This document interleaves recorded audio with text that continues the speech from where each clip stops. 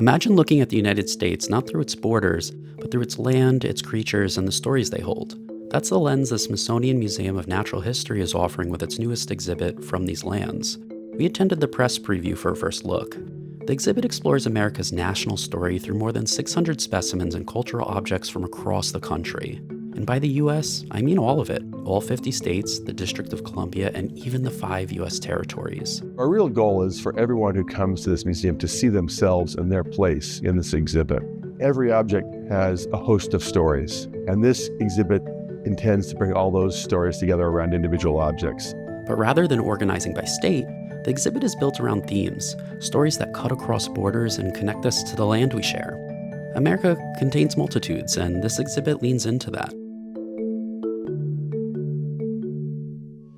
What makes the United States diverse isn't just the people that live here.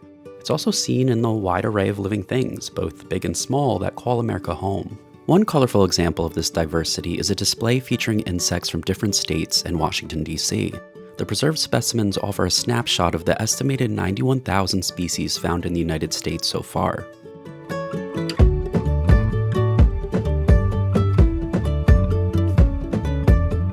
Along with celebrating diversity, From These Lands also looks at what happens when that diversity becomes threatened. For one of those stories, the exhibit brings viewers below the waves. Kelp forests are these just incredible, high biodiverse forests in the ocean that flank the entire Pacific coast of the US. Urchins, for instance, eat kelp. Sea otters eat urchins. In a healthy system, they all kind of keep each other in balance. But what happened during the global fur and oil trade is sea otters and other seals and sea lions were pushed to the brink of extinction. And we saw in many areas they were totally eliminated. They've been making a recovery. There's been a real concerted effort by conservation biologists and restorations around the U.S. to bring sea otters back. Martha, the last passenger pigeon, is one of the museum's most iconic objects, and she makes an appearance too. But the curators made a deliberate choice here. They've placed this extinct species alongside one that was pulled back from the edge, the Guam rail. What happened in Guam is towards the end of World War II, brown snakes were accidentally introduced. So you've got an invasive species that comes in. Several bird species who had never encountered a predator like that went extinct. The Guam rail was pushed to the brink and to the edge. But what happened in the 1980s is Smithsonian scientists from the Conservation Biology Institute, the zoo, started a breeding program and intervened and started that restoration. And what we've seen now is there's over 200 Guam rails that have been released into the wild on Guam.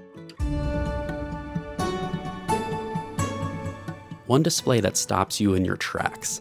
An array of fossils from New Mexico, a graveyard of gigantic salamander-like amphibians, some stretching up to 9 feet long from roughly 240 million years ago. It's a lot of amphibian all at once, and it makes you wonder, how in the world did this happen? The initial interpretation was that this must have been some pond where they had aggregated and it dried out and they all vanished.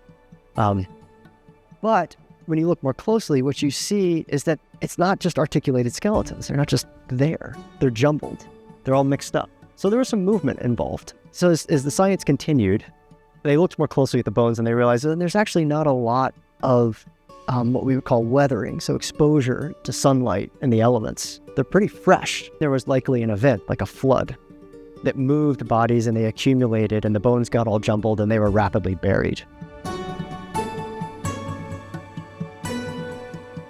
As someone who's followed the museum's bird collection for years, this section hit differently. The Smithsonian's bird collection has been growing for over a century. It's a record of animals frozen in time, telling us not just how populations have shifted and where species have traveled, but increasingly through new technologies, what's written in their very DNA. But what makes these collections truly remarkable isn't just the science, it's who's behind them. Teddy Roosevelt was an avid birder, and in his late teens, he happened to collect these 2 specimens and donated them to the museum. It's not just the museum scientists, these specimens are coming from all parts of our country and helping to grow the national collections and helping us create this cumulative knowledge of biodiversity through time. Gosh. Though it's easy to get lost checking out the awesome specimens, From These Lands isn't just about observing. It also encourages viewers to venture off the beaten track and see places beyond their backyard. I wanted to trigger people to visit the rest of the nation. Go see a place you're not familiar with. Go think of a place you've only heard the name before and go to that place and experience what it is, because every part of this nation is wonderful and really interesting. And there are so many ways to look at a given place. And what we try to do here is catalyze your curiosity about how you might approach a place. The exhibit is part of Smithsonian's Our Shared Future 250, a museum-wide initiative marking the nation's 250th birthday.